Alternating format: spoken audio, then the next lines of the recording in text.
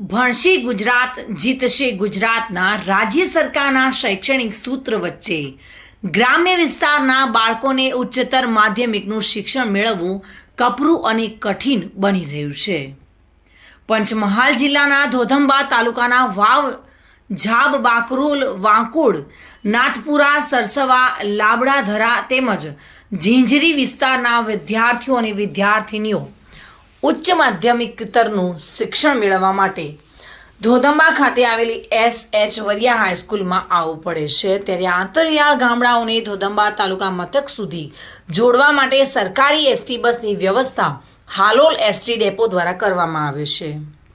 જો કે હાલોલ ડેપોના અનગઢ વહીવટને કારણે આ ગામડાઓમાંથી તાલુકા મથક ધોધંબા સુધી આવવા માટે જે એસટી બસ દોડાવવામાં આવે છે તે અનિયમિત હોવાથી આ રૂટના અંદાજિત 100 જેટલા વિદ્યાર્થીઓ પોતાના પહેલા 1 અને 2 તાસનું શૈક્ષણિક કાર્ય બગાડી રહ્યા છે।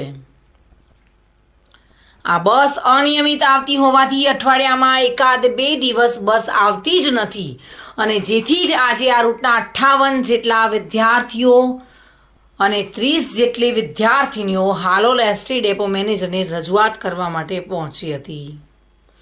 ધોધંબા તાલુકાના આંતરિયાળ ગામડાઓના ઉચ્ચતર માધ્યમિકનું શિક્ષણ મેળવવા વિદ્યાર્થીઓને ગામડાઓમાંથી ધોધંબા સુધી આવવા માટે સરકારી એસટી બસની અનિયમિત સુવિધા નિયમિત કરવામાં આવે તેવી લેખિત રજૂઆત કરવા માટે 80 જેટલા વિદ્યાર્થીઓ અને વિદ્યાર્થિનીઓ આજે નારા લગાવતા જોવા મળ્યા હતા અને હાલોલ એસટી ડેપો ખાતે પહોંચ્યા હતા।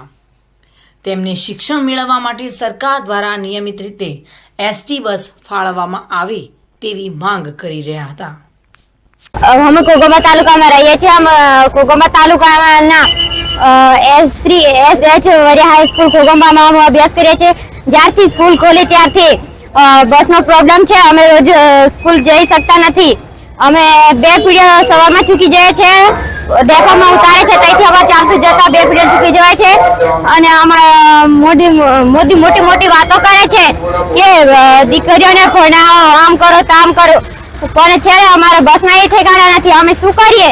અમારે બસ જોઈએ છે અમારે હાલોલથી ઝાબ સુધી।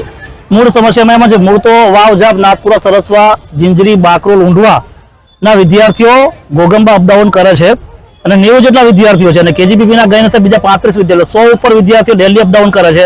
પરંતુ આ હાલોલ એસટી ડેપોના અનગઢ વહીવટને કારણે રેગ્યુલર બસ નથી આવતી અને રેગ્યુલર બસ ના આવવાના કારણે વિદ્યાર્થીઓના જીવન સાથે ચેડા થાય છે। એક બાજુ સરકાર કહે છે કે ભણશે ગુજરાત ને આગળ વધશે ગુજરાત, તો રેગ્યુલર બસ ના આવવાના કારણે કેમ ભણશે ગુજરાત ને કેમ આગળ વધશે ગુજરાત?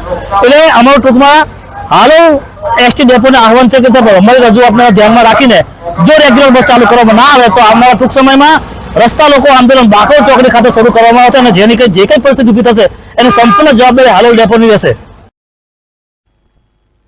સંજય ગોહિલ સાથે bureau report, today Gujarati news.